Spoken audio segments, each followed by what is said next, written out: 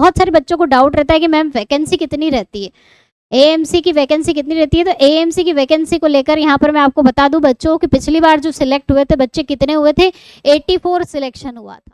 कि other centre वालों को तो लिया ही नहीं जाता, मैम क्या करना प्रिपरेशन करके एएमसी की सेंटर दे, एएमसी सेंटर की एग्ज़ाम देके हमें करना क्या है। ऐसा नहीं है, इन्होंने पहले ही प्रायोरिटीज़ बता दी है कि किन किन को प्रायोरिटी मिलेगी। जय हिंद student, welcome to Sonu army classes YouTube platform. Student आज हम बात करने वाले हैं एएमसी सेंटर की भर्ती के बारे में। 2024-25 की एएमसी की जो भर्ती है आने वाली है उसके बारे में बहुत सारे बच्चों को कंफ्यूजन होता है कि क्या होता है इस भर्ती में, कौन इस भर्ती को देख सकते हैं। बहुत सारे बच्चों के मेरे पास मैसेज आते हैं, तो सभी का डाउट आज क्लियर हो जाएगा। तो इस भर्ती को कौन देख सकते हैं, सबसे पहले वो मैं आपको बता देती हूँ बच्चों। इस भर्ती को वो बच्चे देख सकते हैं जिनके पिताजी फौज में हो या फिर रिटायर हो चुके, son of serviceman, son of ex serviceman, या फिर जिनके भाई फौज में हो या रिटायर हो चुके हो, जिनके भाई फौज से, वो भी इस भर्ती को देख सकते हैं। तो अब इससे रिलेटेड आपको कुछ भी डाउट नहीं होना चाहिए कि भर्ती को कौन देख सकता है। तो ये रिलेशन वाली भर्ती है। एएमसी सेंटर सभी को पता होगा, नर्सिंग असिस्टेंट कि जितने भी बच्चे हैं सिलेक्शन के बाद यहीं पर उनकी ट्रेनिंग होती है और यहीं से ही नर्सिंग असिस्टेंट बनकर निकलते हैं, जिसकी स्पेशल भर्ती निकलती है एएमसी सेंटर के नाम से। रिलेशन की भर्ती कौन देख सकते हैं वो मैं आपको बता चुकी हूँ। आज जो है इस वीडियो के माध्यम से मैं आपके बहुत सारे एएमसी की जो भर्ती है उससे रिलेटेड डाउट क्लियर कर दूंगी बच्चों। तो एएमसी सेंटर की भर्ती कब आएगी ये आज हम बात करने वाले हैं। अदर सेंटर के क्या चांसेस है, बहुत सारे बच्चों को डाउट रहता है कि हम तो अदर सेंटर वाले हैं, हमारा तो सिलेक्शन होता ही नहीं है, क्यों दें इसको, उनका डाउट भी आज क्लियर हो जाएगा। इसके बाद फिजिकल के मार्क्स मिलेंगे या नहीं, कितने मार्क्स मिलेंगे, ये भी बातें आज हम करने वाले हैं। ऑनलाइन रजिस्ट्रेशन की प्रोसेस क्या रहने वाली है, जो एआरओ की भर्ती निकलती है बच्चों उसमें तो ऑनलाइन रजिस्ट्रेशन होता है, आपका रजिस्ट्रेशन किस तरह से होगा ये आपको बताने वाली हूँ। एज कट ऑफ बहुत इंपॉर्टेंट, सबसे पहले एज कट ऑफ ही पता होना चाहिए, वो भी डिस्कस करेंगे हम। डॉक्यूमेंट से रिलेटेड आपके जो डाउट है वो भी यहाँ पर मैं क्लियर कर दूंगी। तो चलिए सबसे पहले हम बात करते हैं कि जो भर्ती है वो कब आएगी, एएमसी सेंटर की भर्ती कब आएगी। तो इसके लिए मैं आपको लेके चलती हूँ पुराना वाला जो नोटिफिकेशन हमारा जो पिछली बार आया था, उससे हम रेफर करते हैं कि भर्ती कब आएगी बच्चों। तो देखो पिछली बार 19 अगस्त को पता चल गया था कि एएमसी की भर्ती आ गई है।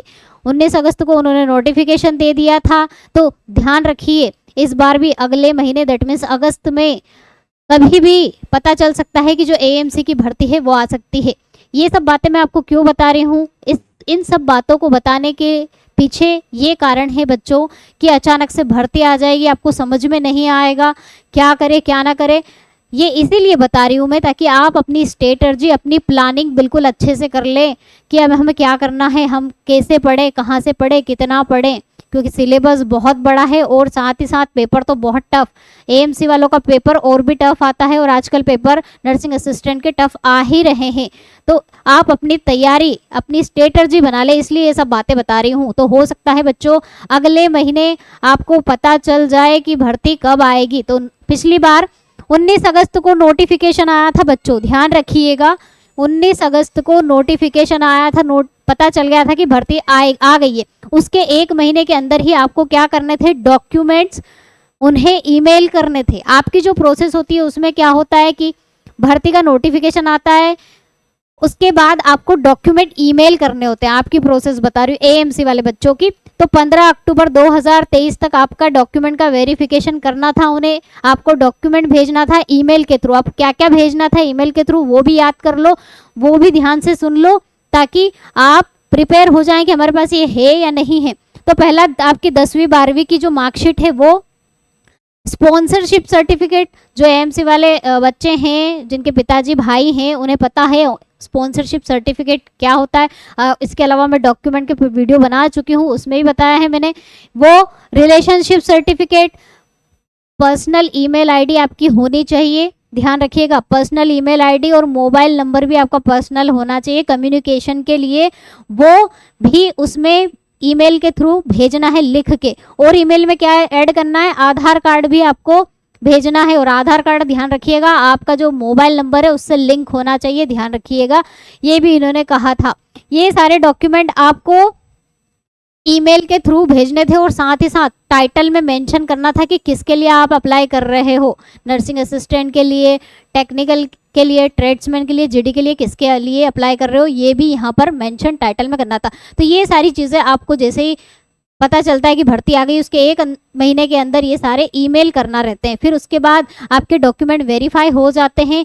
वेरिफिकेशन के बाद आपको एक्सेप्टेंस का ईमेल आता है और उसमें ये बताया जाता है कि जो आपकी भर्ती है, आपकी रैली है, वो कब होने वाली है। तो पिछली बार जो रैली हुई थी बच्चों, वो 24 नवंबर से 2 दिसंबर 24 नवंबर से 2 दिसंबर नवंबर दिसंबर के बीच में रैली हुई थी। और आप सभी को पता होना चाहिए कि जो एएमसी वाले बच्चे हैं, सबसे पहले उनका क्या होता है, फिजिकल टेस्ट होता है। जो फिजिकल क्वालिफाई कर लेते हैं, मेडिकल क्वालिफाई कर लेते हैं, उसके बाद उनका एग्जाम होता है। चलिए, यहाँ तक की बातें समझ में आ गई तो मेंटली प्रिपेयर रहिए। अगले महीने तक आपकी न्यूज़ आ सकती है भर्ती से रिलेटेड एएमसी की। चलिए, अब जिन बच्चों को डाउट है कि हमारी जो एलिजिबिलिटी है, एज का क्राइटेरिया है, वो क्या होगा मैम, तो पिछली बार जो एज का क्राइटेरिया था बच्चों, वो ये था 1 अक्टूबर, कब से 1 अक्टूबर 2000 से लेकर 1 अप्रैल 2006 तक।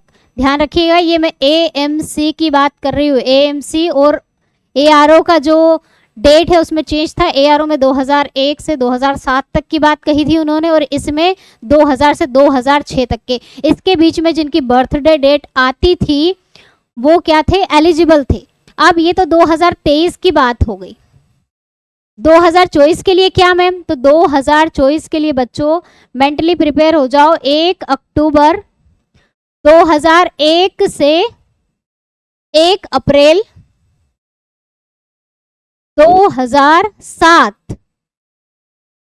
1 अप्रैल 2007 तक, इसके बीच में जिनकी बर्थडे डेट आएगी वो एलिजिबल रहेंगे।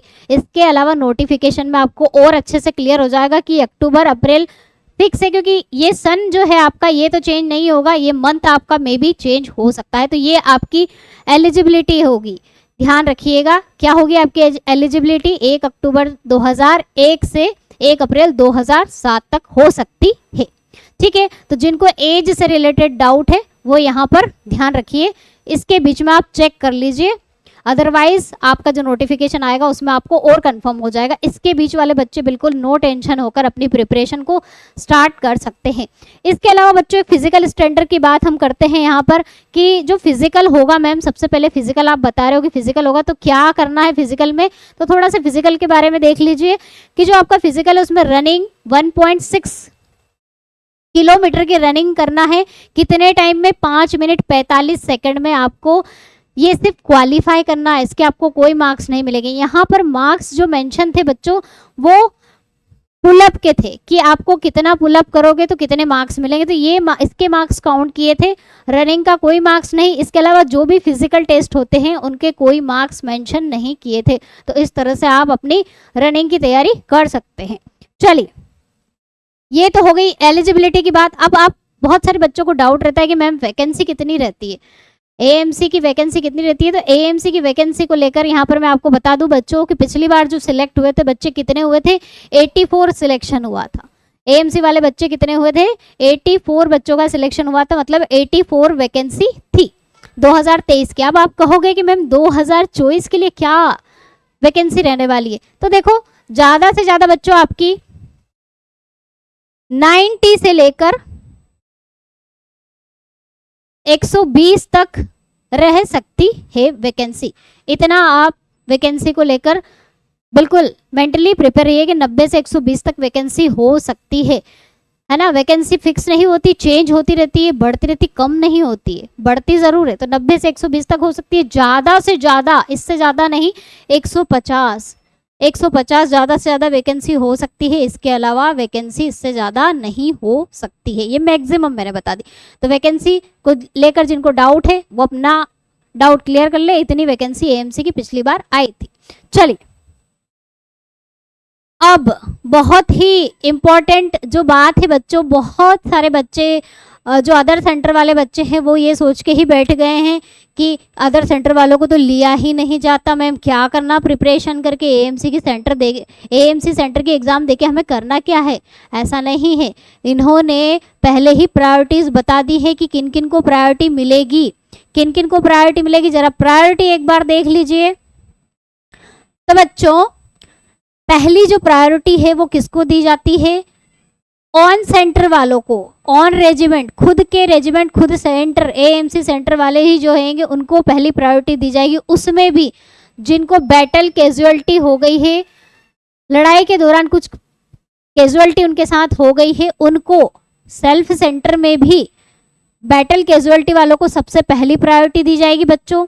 इसके अलावा दूसरी प्रायोरिटी किसको मिलेगी? तो जो सेकंड प्रायोरिटी है वो भी ऑन सेंटर, सेल्फ सेंटर वालों को ही दी जाती है। किन को दी जाती है? जो डिसेबिलिटी पेंशनर हैं, जिनको किसी कारण से प्रॉब्लम हो गई और वो पेंशन चले गए हैं और सेल्फ सेंटर के ही हैं, उनको सेकंड प्रायोरिटी दी जाएगी। तीसरी प्रायोरिटी किसको दी जाएगी? तीसरी प्रायोरिटी यहाँ पर वो भी खुद सेल्फ सेंटर वालों को ही है, ऑन रेजिमेंट वालों को ही है। किसको? सर्विस और एक्स सर्विसमैन, जो सर्विस कर रहे हैं, एक्स सर्विसमैन है, रिटायर हो चुके हैं, उनको तीसरी प्रायोरिटी दी जाएगी। चौथी प्रायोरिटी किसको दी जाती है? अदर सेंटर और अदर रेजिमेंट वालों को चौथी प्रायोरिटी बच्चों यहाँ पर दी जाएगी। तो आपकी जो प्रायोरिटी है वो चौथे नंबर पर है, ठीक है। फिफ्थ नंबर पर भी अदर सेंटर की प्रायोरिटी है।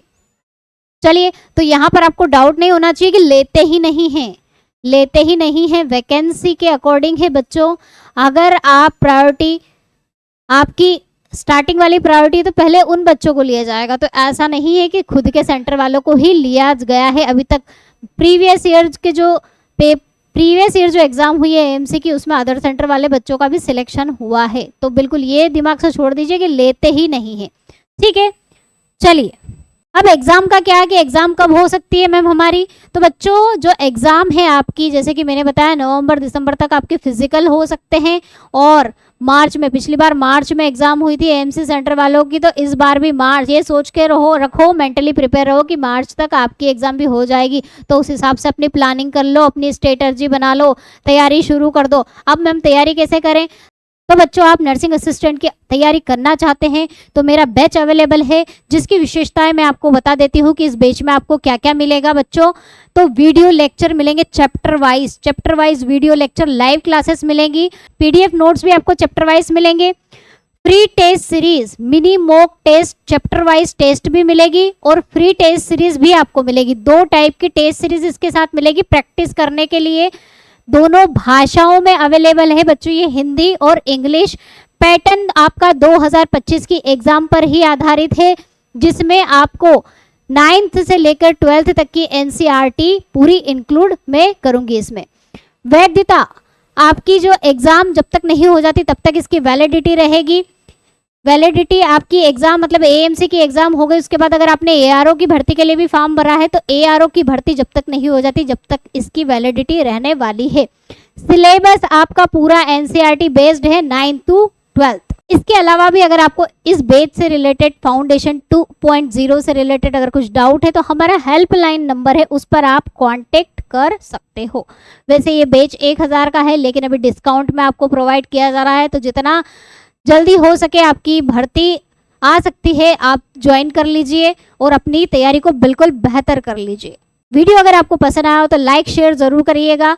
मिलते हैं बच्चों नेक्स्ट क्लास में, तब तक के लिए जय हिंद, जय भारत, वंदे मातरम।